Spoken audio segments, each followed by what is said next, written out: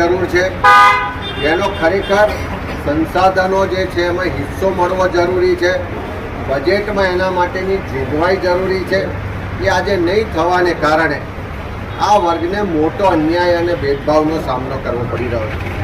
ગુજરાતમાં છેલ્લા 3 દાયકાથી ભારતીય જનતા પાર્ટીના શાસનમાં જે ગુજરાતની બહુમતી વસ્તી છે, 52% વસ્તી ઓબીસી સમાજની છે, 60% વસ્તી એસસી સમાજ, 14% આદિવાસી સમાજ, 9% લઘુમતી સમાજ.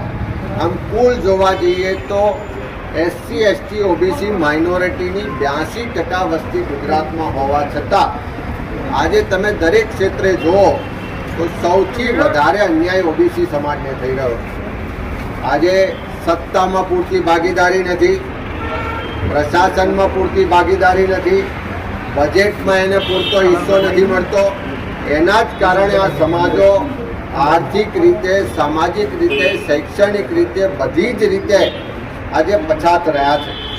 આજે એને સત્તામાં, સંસાધનોમાં, પ્રશાસનમાં ભાગીદારી નહીં હોવાને કારણે દરેક રીતે એને અન્યાય અને ભેદભાવનો સામનો કરવો પડે છે. ત્યારે એના માટેની જાગૃતિ આવે, જાતિ જનગણના કરવાથી આ બધા જ સમાજની કેવી વસ્તી છે, એમની સામાજિક, આર્થિક, શૈક્ષણિક પરિસ્થિતિ શું છે, કયા વિસ્તારોનો વિકાસ થયો છે, કયા વિસ્તારો પછાત રહી ગયા છે, આ બધા જ આંકડા અને ડેટા મેળવી શકાશે. અને એ આંકડા અને ડેટા મળશે તો આવનારા સમયમાં બજેટનું પ્લાનિંગ, યોજનાઓનું આયોજન, નીતિઓ નિર્ધારણ કરવામાં ખૂબ ઉપયોગી થશે.